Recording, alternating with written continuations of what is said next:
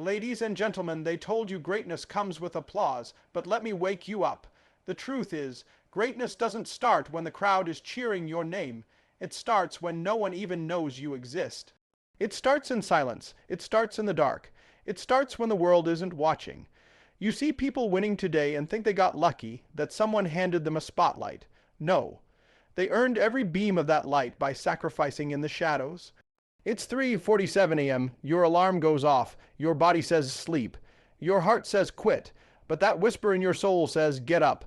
That's the moment that separates average from elite. That's the place where champions are made. Not under stadium lights, but under street lights, running while the world sleeps. Everyone wants the shine, but not everyone is built for the shadows. Are you? You don't build strength when things are easy. You build it when it's hard, when it's cold, when it's lonely. Greatness is grinding with no claps, no cameras, and no one asking how you're doing. It's putting in the reps when no one's counting. It's practicing the speech before the TD talk ever comes. It's rehearsing your pitch when your bank balance is gasping for air. It's working on your craft knowing nobody is clapping yet, but believing that one day they will. Because this is what people don't get. The foundation of greatness is isolation.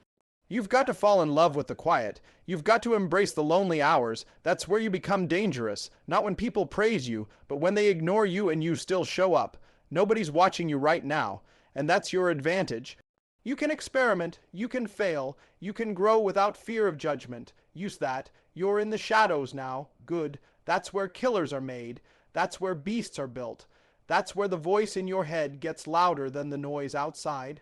See, the people at the top, they didn't start there. They were once the underdogs too. They stayed in the basement while everyone else went to the party. They stayed late while everyone clocked out early. They didn't beg for attention. They earned it with sweat, with sacrifice, with silence. So if you're feeling overlooked, underestimated, underpaid, disrespected, good, that means you're exactly where you're supposed to be.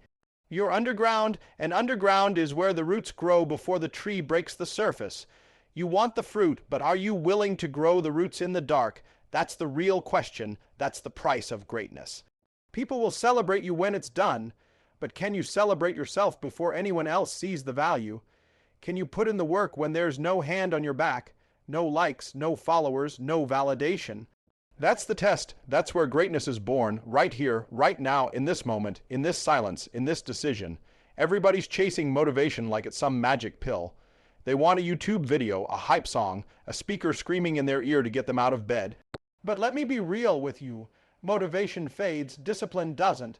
Motivation might get you started, but discipline is the only thing that'll keep you going when everything falls apart, when it's cold. When it's raining, when you're broke, when you're tired, when nobody's cheering for you, discipline is the beast that wakes you up when motivation snoozes. You scroll through Instagram, you see the grind, the hustle quotes, the morning routines. You get fired up for 5 minutes, but what happens when the video ends? What happens when the likes stop? What happens when the hype wears off? That's where 99% fall off, because they were addicted to the feeling, not the mission. They love the emotion of motivation, but lack the discipline to move without it. That's not greatness. That's fantasy. You don't become successful because you feel like showing up. You become successful because you show up no matter what. That's the difference between average and elite. Discipline is doing it when it's boring, when it's painful, when there's no reward in sight, when nobody's watching. Discipline is the decision to honor your goals over your mood. Every single day, motivation whispers maybe tomorrow. Discipline answers let's go now. That's the power shift. That's what separates the ones who talk from the ones who execute. See, discipline doesn't ask how you feel. Discipline doesn't care if it's raining. Discipline doesn't care if your friends are going out tonight. It just moves, it locks in, it handles business. You don't brush your teeth because you're motivated. You don't shower because someone clapped for you. You do it because it's a standard. Greatness is built when excellence becomes a non-negotiable, when showing up becomes your identity, when you stop asking, do I feel like it, and start saying it's already done. Let me break this down. When you're motivated, you chase results. But when you're disciplined, you follow process, and the process, that boring, ugly, daily repetition, is where champions are made. You can't fake discipline. You can't rent it. You can't download it. You've got to earn it, day after day after day. So you think motivation will save you. It won't. It's soft, it's temporary, it vanishes at the first sign of pain. But discipline eats pain for breakfast. It walks into storms and doesn't flinch. It sees failure as feedback, not defeat. It doesn't negotiate with weakness. Discipline is the mindset of warriors, of legends, of people who don't just talk about it. They live it. When everyone else is sleeping in, discipline is up grinding. When everyone else is complaining, discipline is solving. When everyone else is quitting, discipline is pushing. That's the mindset you need if you really want to build something unbreakable. Because you don't rise to the level of your feelings, you fall to the level of your discipline. Everybody wants to win, but nobody wants the pain. Everybody wants the rewards, but they run from the suffering. Let me tell you the truth that nobody wants to say out loud. Pain is not the enemy. It's the birthplace of greatness. If you avoid pain, you avoid progress. If you hide from struggle, you hide from strength. If you numb the suffering, you kill the seed of success. You don't grow in comfort. You grow when it hurts. You grow when it burns. You grow when it breaks you. And you keep moving. Pain is your coach. It doesn't coddle you. It doesn't flatter you. It doesn't care about your excuses. It breaks you down to build you up. It exposes your weakness so you can fortify your strength. It forces you to dig deeper, to fight harder, to become more than you thought you could be. And if you're running from it, you're running from your own greatness. There is no greatness without pain. You can't get the crown without the cross. You want the win, but you don't want the war. You want the muscle, but you don't want the reps. You want the breakthrough, but not the breakdown. You can't skip the suffering. You've got to walk through it. You've got to embrace it, because pain isn't punishment. It's preparation. Every scar has a story. Every wound is a lesson. Every heartbreak is shaping your hunger. You think the pain is stopping you, but it's actually waking you up. You think it's a wall, but it's really a mirror, showing you who you really are. You say you want it bad, but pain says, show me. You say you're all in, but pain asks, even now. That's where your character is tested. That's where your resolve is measured. That's where your identity is born. Most people tap out when it gets uncomfortable. That's why they stay average. That's why they never elevate. But the greats, they lean in. They use the pain as fuel. They don't just survive the storm. They become the storm. Because they know pain is the tuition you pay for greatness. No shortcuts, no cheats. Just grind, grit, and guts. Pain teaches you patience. Pain teaches you perspective. Pain forces you to pause and reevaluate. It breaks your ego and builds your endurance. You can't teach hunger in a classroom. You teach it in chaos, when your back's against the wall, when the tears fall but the work doesn't stop, when the world tells you to quit and you keep showing up. Don't ask for the pain to go away, ask for the strength to grow through it. Don't curse the challenge.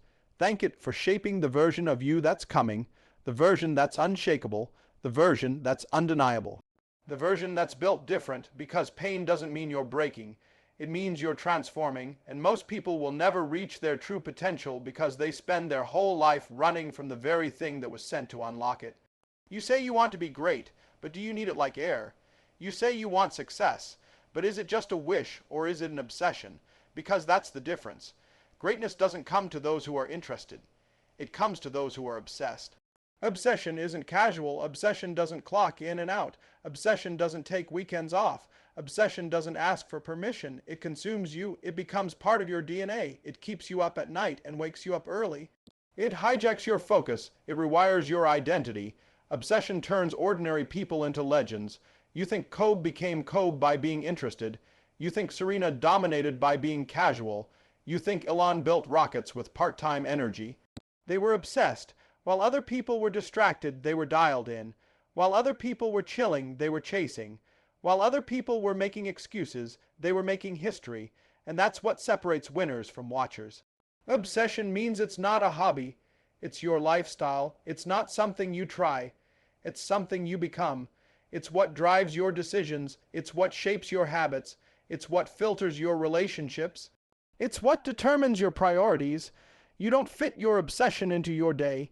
You build your day around it. You breathe it. You bleed it. You believe it before anyone else sees it. Let me ask you, do you live it or do you just talk about it? Because obsession is quiet. Obsession isn't about showing off. It's about showing up every day, every rep, every inch forward. Obsession doesn't crave applause. It craves progress. It craves mastery.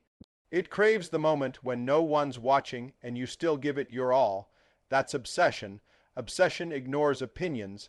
Obsession doesn't stop to check likes. Obsession doesn't post, it produces. Obsession doesn't wait for opportunity, it creates one. If you're easily distracted, if you're always too busy, if you're still negotiating with your goals, then you're not obsessed. You're just interested. And interest doesn't change your life, obsession does. You want to be a beast, but you still want balance. You want greatness, but you want comfort. You want legacy, but you live like it's a game. Obsession doesn't play games. Obsession sacrifices. It walks away from average. It isolates to elevate. It chooses discomfort over distraction because it knows one truth. What you're obsessed with will shape who you become. Period. Obsession is what keeps you focused when you're exhausted. It's what makes you rehearse the speech again even after you've nailed it 10 times. It's what makes you say no to the party, no to the shortcut, no to anything that doesn't align with the vision. Obsessed people don't chase motivation, they chase moments. Moments where they break through, where they elevate, where they get closer to the version of themselves that can't be denied. So ask yourself, what are you willing to lose for what you say you want? Because until your dream becomes your obsession, it'll always be optional, and anything optional will always get overpowered by what feels easy. You keep saying you've got a dream, but every time it gets hard, you reach for the exit. You say you're committed, but the moment it costs you sleep, pride, comfort, or convenience, you fall back. Let me tell you something that will change your life if you let it sink in. There is no greatness with a backup plan. There is no greatness when your mindset is I'll try. You have to burn the boats. You have to remove every exit. You have to kill every excuse. You can't flirt with greatness. You have to marry it. You can't conquer when you're constantly checking for the escape route. You can't build an empire when you're still considering a backup job if it doesn't work out. You either go all in or stay all out. This is the energy most people never tap into. This is the zone where champions are made, not because they're more talented, but because they gave themselves no other option. Burn the boats means there's no turning back. It means your only direction is forward. It means you've decided that quitting is not on the table, not today, not ever. It means when you hit that wall, your only move is to climb, break, or blast through it. There's no reverse gear in this engine. You either drive or you die trying. That's the type of commitment that wakes up giants. That's the type of energy that commands results. Let me break it down for you. If you leave yourself an option to quit, your brain will look for it the moment pain shows up. The moment it gets cold, the moment you're tired, the moment you're rejected, your brain will say, let's go back to safety. And guess what? If the boat is still there, you'll run to it.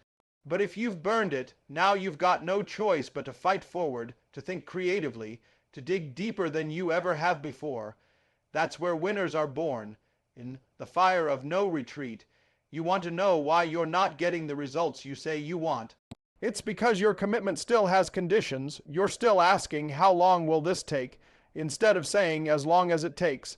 You're still giving 70% hoping it'll be enough. You're still trying to do this with a foot in and a foot out.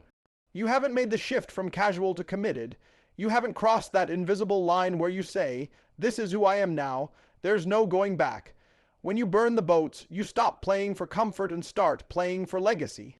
When you burn the boats, your mindset changes from if it works to until it works. There's power in that decision. There's clarity in that pressure. When you know you can't run, you rise. When failure is no longer an option, success becomes your only target. You stop waiting for motivation and start moving with mission. You stop hoping and start hunting. You stop trying and start transforming, because once the boats are burned, the only thing left is the fight, the climb, the fire.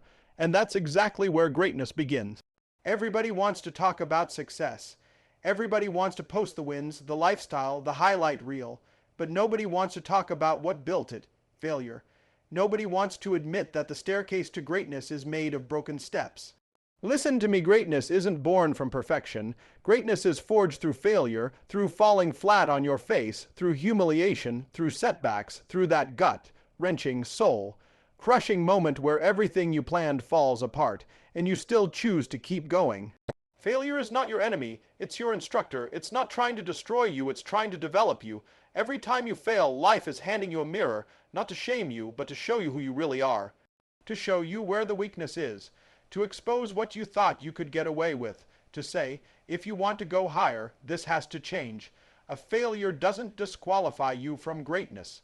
It qualifies you. Because here's the truth, the ones who win big are the ones who failed bigger.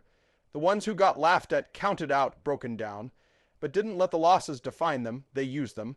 They mined the pain for wisdom. They treated failure like reps in the gym. You fall, you get up stronger, you fall again, you get up wiser. You don't bounce back, you bounce forward.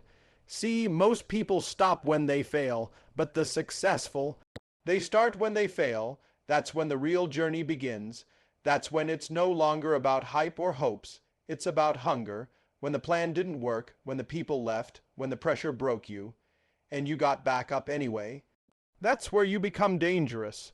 That's when the world starts to notice, because that kind of resilience, that kind of comeback energy, it can't be taught in a classroom. It's earned in the trenches. Failure builds endurance. Failure builds humility. Failure builds emotional muscle. It teaches you how to lose without quitting. It teaches you how to pivot without panicking. It teaches you how to hear no and still believe in your yes. Every loss is a brick. But you've got to choose to build with it, not bury yourself under it. You've been lied to. You think failure means you're not good enough. You think it means you're off track. No, failure is confirmation that you're in the game. That you're swinging, that you're trying, that you're pushing beyond your limits.